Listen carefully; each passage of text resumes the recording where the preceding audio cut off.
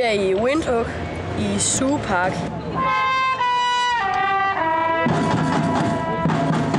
Har vi besluttet os for at køre til Namibia. Turen kommer til at tage et sted mellem 19 og 31 døgn.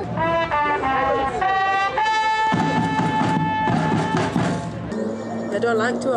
En hård tur, og jeg var meget træt. Men det var meget hyggeligt.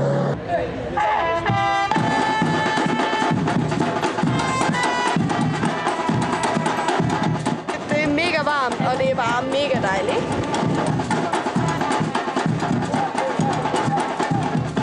Ja, jeg hedder Amalie. Og jeg hedder Malte.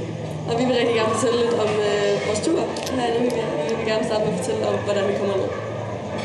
Og det var en meget lang og kedelig tur. Som tog lang tid og var rigtig kedelig. Og vi ventede rigtig meget af de forskellige lufthavne. I starten var det faktisk ikke så slemt, der var det bare sådan mest at chille lidt på flyet og sådan noget. Jeg købte ting i lufthavnen og sådan noget. Det var hyggeligt nok. Men så da vi nåede til den tur, der tog 13 timer eller sådan noget, det var forfærdeligt. Fordi man kunne ikke sove, og maden der var dårlig, og folk de råbte og skreg op.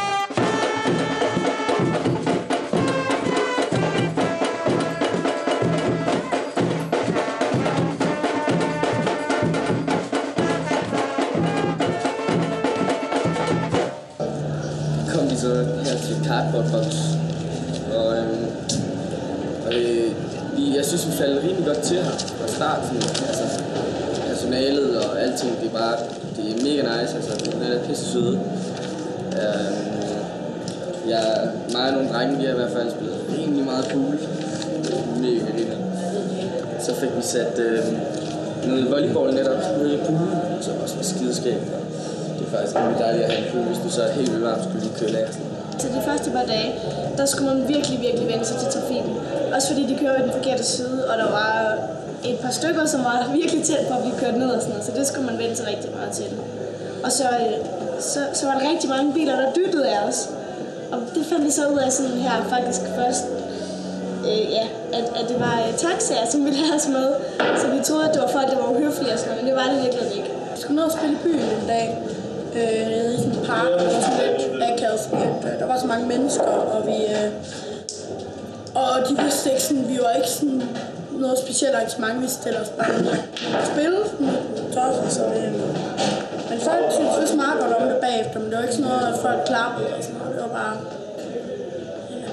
hårdt på.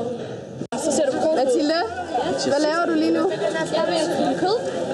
Hvad er det for noget kød? Det er sådan noget pølse fra en ged og noget gazelle af en art. Noget var? Oryx. Et eller andet lækkert gazellekød. Og det er sådan noget forskelligt kød, som har sådan noget af oryx, der er sat på sådan et spyd. Så lækkert ud. Spille på et skole, for der var sådan, det var fra 8 til 14 år, sådan noget. Men så spillede vi for dem og lavede nogle sange sammen og lege og sådan noget. Det var helt fedt. Vi er så på vej ud til et børnehjem, tror jeg det er, eller en skole. Og så skal vi spille for nogle børn på en lav alder, tror jeg det er. Og ja, det bliver skide fedt, så det glæder vi os meget til alle sammen. Hvordan er vejret i dag? Det er meget varmt. Rigtig varmt. Så det bliver lidt hårdt at spille. Men det skal nok gå.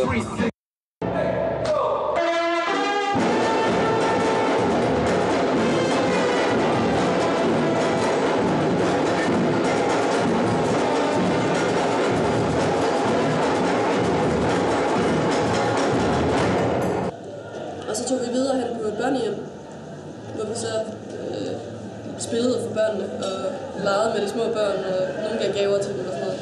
Og det var helt vildt fedt, også lidt sørgeligt, fordi vi så fandt ud af, at halvdelen af dem havde HIV.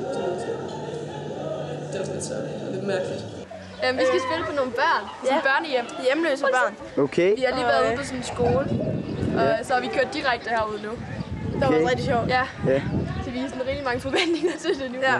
Men vi skal lige vente, fordi at hende, der styrer børnehjem sådan lidt, hun har glemt at fortælle, at vi skal komme. Så det får en lidt overraskelse, at vi kommer.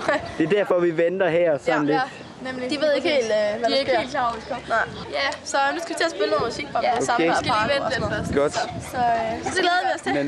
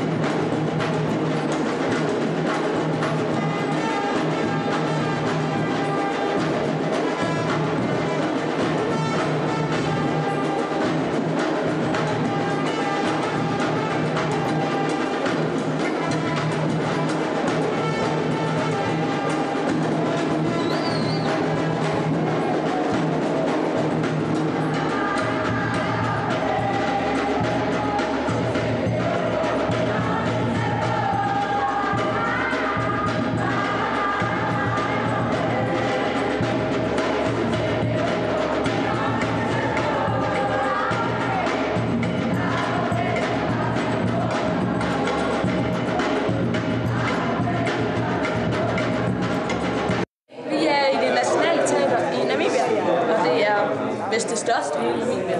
Her skal vi møde nogle skuespillere, eller ikke skuespillere, nogle af de andre uddannelsesskuespillere. Så starter de her på det teater, og så skal de lave sådan et show den hverdag 23. Det er Namibias Independence Day. Lige nu snakker vi med en person hver sådan 3 for at finde ud af lidt om Namibia. Okay.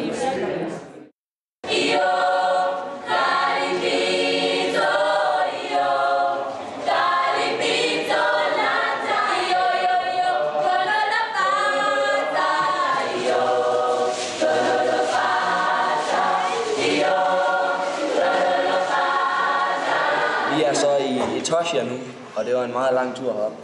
I sådan en lille lortebus. Så på 7 timer eller sådan noget.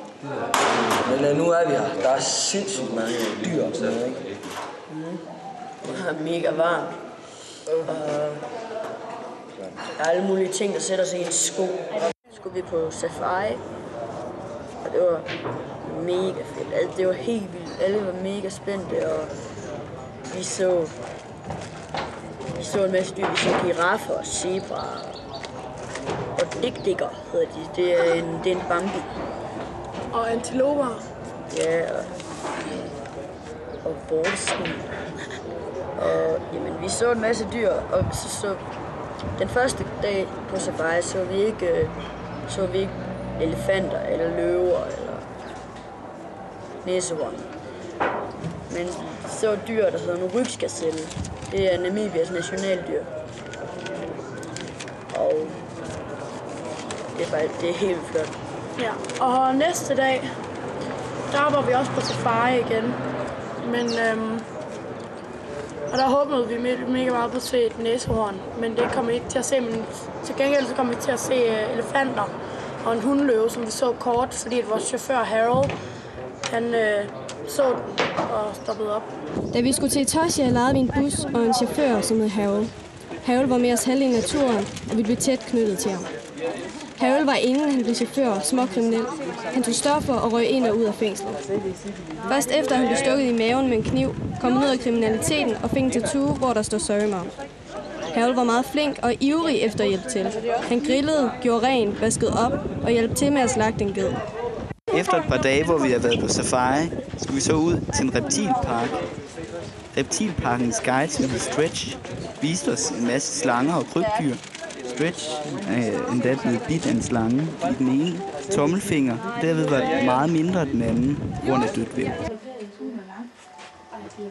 Wormslang or African tree snake. It has the largest eyes of African snakes, and only one of 2 snakes that has binocular vision, which means it can look to the front. All other snakes only look to the side. This is the fastest striking snake, or second fastest striking snake in Africa. Okay, it strikes so fast you cannot see it. Try watch it. On Mesa.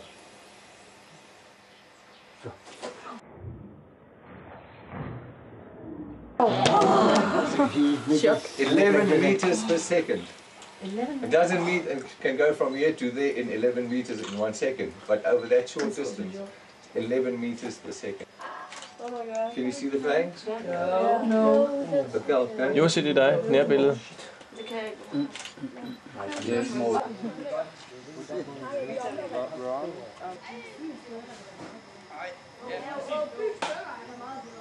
Mens vi var i Etosha, var der rigtig mange, der blev syge, solskoldede eller forbrændt, i det, at mange ikke var særlig gode til at tage solcreme på. Ikke fordi jeg var bedre, jeg blev også forbrændt. I Etosha blev mig og min veninde rigtig syge. Vi drak noget af deres vand, fordi vi troede, at det var købevand. Det viser så, at det var det ikke. Vi lå i 3 dage og kastede op uafbrudt. Jeg lå selv med 39 i feber, i en hytte, hvor der hverken var aircondition, rent vand, badeværelse, toilet, altså ingenting. På et tidspunkt havde jeg det så dårligt, at min lærer sagde, at hvis det ikke blev bedre, så kørte de 100 kilometer til et hospital. De ringede også hjem til Danmark til en læge for at høre, hvad de skulle stille op med mig. De fik så at vide der, at de skulle tage malariapillerne fra mig.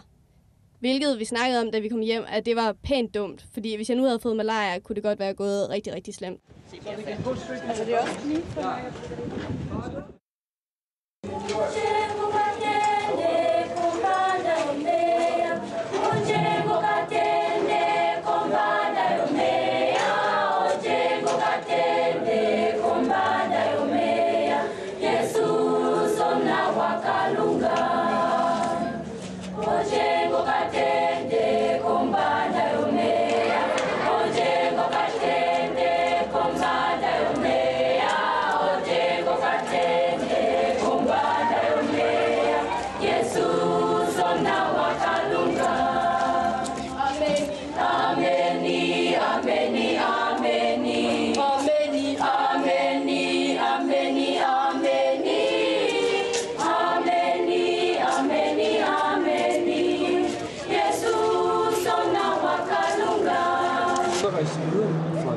Til Ushikati.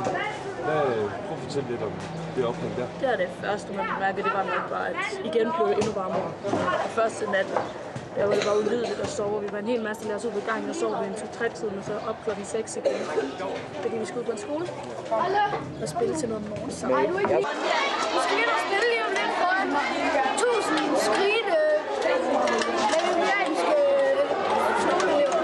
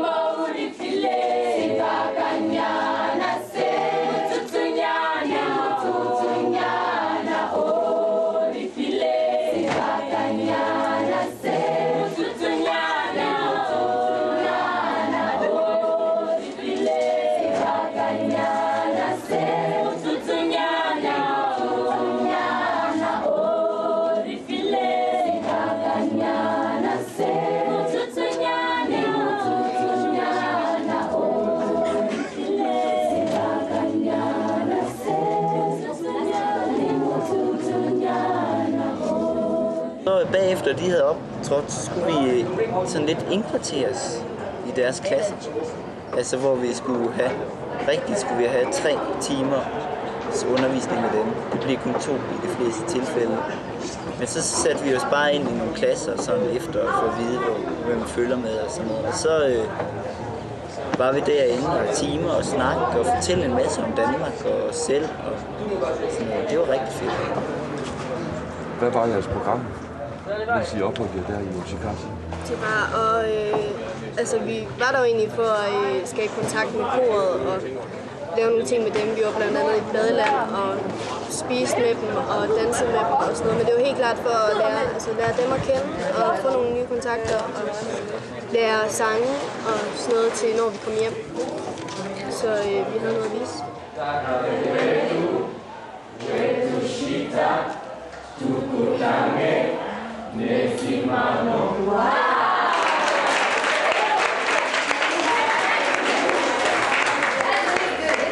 Midtpunktet på den skole der, det var, at vi skulle spille fodboldkamp. Det var i hvert fald glædet mig helt. Og I vandt? Vi vandt!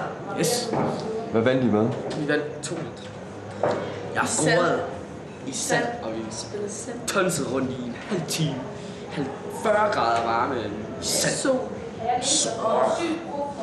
Jeg var lige ved at blive svin på et tidspunkt, hvor jeg faldt på knæ.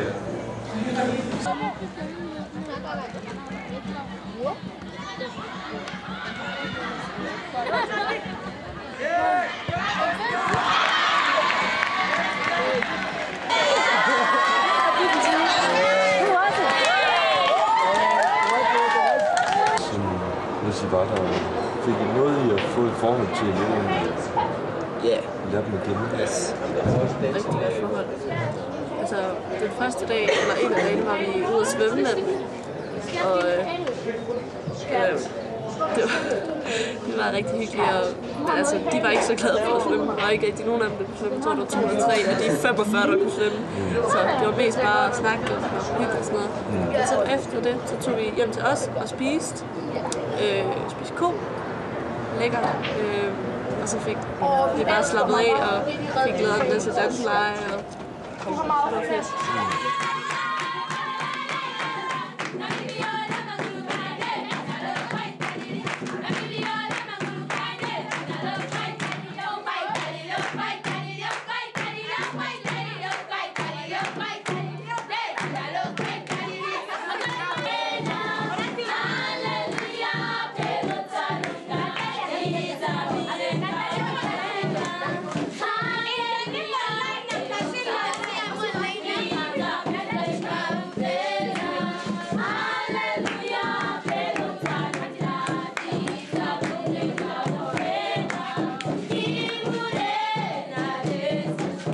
Namibia har ikke altid været et frit land. Det har både været besat af Tyskland og Sydafrika. Da vi var dernede, var vi så heldige, at de holdt deres 20-års Independence Day. Det vil sige, at det er 20 år siden, at det blev et frit land. Og den skole, som vi var på, da vi var i Yoshikatsu, holdt selvfølgelig en kæmpe fest. Der var taler, afrikansk traditionel dans og skolens dramahold viste teater og koret sang. Vi spillede også sammen med koret, og vi sang vores danske nationalsang foran hele skolen. Pigerne havde alle sammen nationalkjoler på, som var lyserød med striber. And saying, let's take care of each other, and please take care of yourselves. You are very beautiful people. Thank you.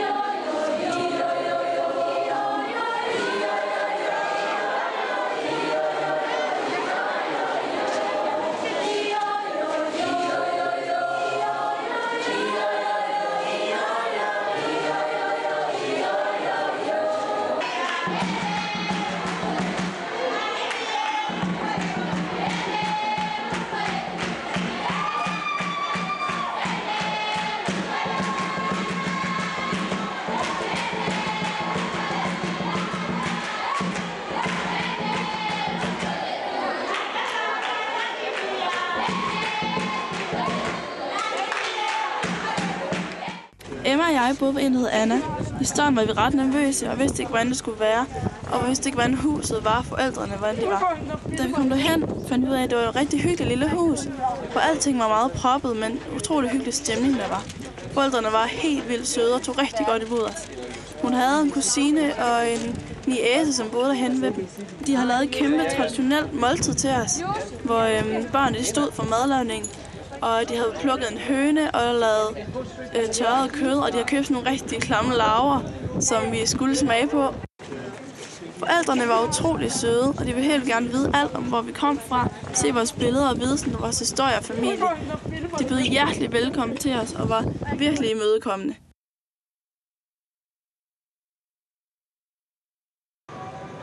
Så var vi jo også ude på at besøge en gård, der er på vejen til Ubuntu. Og det var sådan en også rigtig traditionel gård. De havde intet strøm og heller ikke vandhæng. Men det var virkelig en luksusgård alligevel. Det var sådan en rig gård. Men han var jo også rig, men stadigvæk han havde ikke strøm og sådan noget. Men det var korlederens bedste familie, som heller ikke var engelsk. Og det var rigtig fedt at se. Det er fint at være. Lige nu der venter vi bare på, at der er en ged, som vi slagtede, eller de slagtede tidligere, som de er ved at stege over bål. Hvordan tror I, jeres McDonald's burger, de kommer på bordet? Den der. Minisela Mandela, Gabela Mangawe, Usakusa Ngati, Masekulongile. Okay, vi er så ankommet i en Himba-landsby, hvor vi har mødt nogle af de her Himba-folk, som går rundt i den her stejne sol hver dag.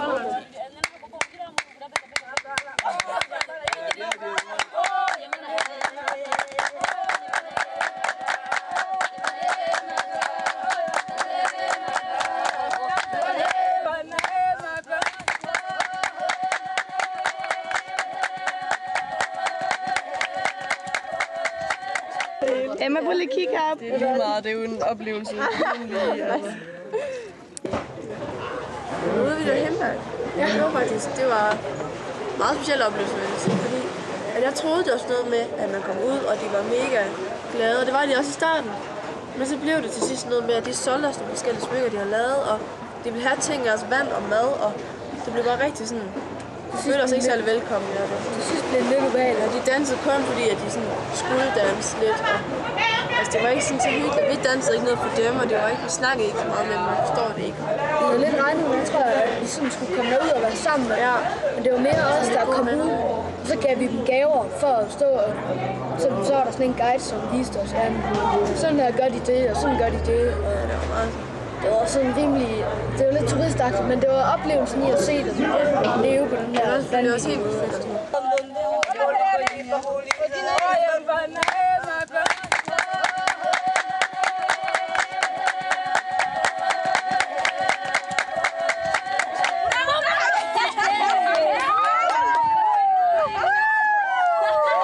Så går I videre til Ubuntu efter jeres ophold i Jakarta. Jeps. Det var anderledes. Det var meget, meget anderledes, fordi vi boede på et luksus. Ja. Det var så fedt. Der var buffet morgen og aften. Og der var pool ud over bjergene nærmest. Ligesom i Paradise Hotel. Ja, fuldstændig ligesom i Paradise Hotel. Og så havde vi sådan nogle luksushytter. Og vi var vildt sådan, fordi vi kom lige fra det der Jakarta, så det var ikke sådan helt vildt. Ja, det var meget primitivt, og så kom vi hen til et sted, hvor der var pool, og der var varmt vand, og der var rent vand, og der var room service. Sæbe og room service og alt muligt. Så det er kæmpe store senge og sådan noget, så det var rigtig fedt. Det var der vildt mange af os dernede. Og så røg I faktisk videre til noget helt andet igen. Så røg I til Svakkemunden. Fortæl lidt. Ja, det var rimelig køligt, fordi det var lige ved siden af havet, og det blæste meget og sådan noget, men det var fedt nok også at være der. Vi boede på et... Vi boede i et gammelt fængsel. Jo, det var fint.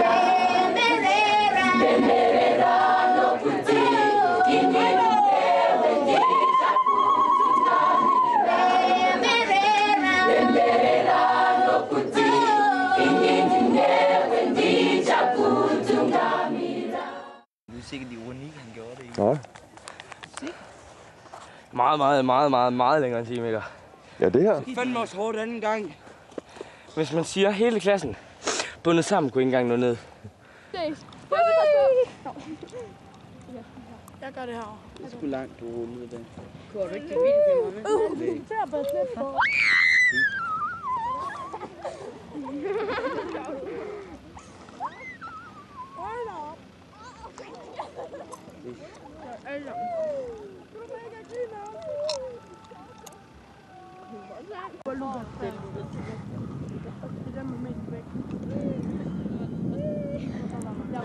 Vi var ude og køre på de der quadbikes. Nå ja.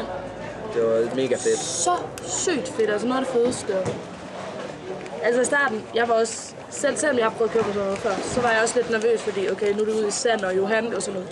Hvis I drejer lidt til siden, så vælter I bare, og den vælter ovenpå jer. Det er også godt at sige til en flok piger, som næsten aldrig har prøvet det før, og skidebange forvejen. Det er super. Og så da vi kom ud, så var det sådan noget, når vi kørte ned ad bakker. Okay, det tør jeg ikke det her. Så i det, man kører, så trillede man bare ned, og ja, super. Men så begyndte man efter lidt, og så skulle man give den gas, og sådan, okay, det er alligevel ret svedigt, det er ret fedt at køre ud og klitte, og så var det bare speederen i bunden. Ja. Men det var sygt fedt, det var en fed oplevelse. Dear Harold, thank you for being a great bus driver. You are truly funny and very sweet and helpful. And we hope all the best for you and your family in the future. We love you. Greetings from 8th grade Aarhus Free School. Så klapper vi.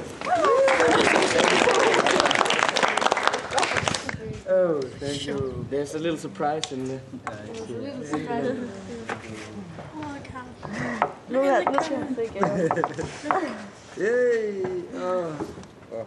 Thank you. Jeg skal tælle mig meget. This is the front. Okay. I will wear it many times. Best. Oh, and you also know the size of my oh. Yeah. People will not believe this. Very, very good. Yeah. Oh. Thank you so much. Almost cry.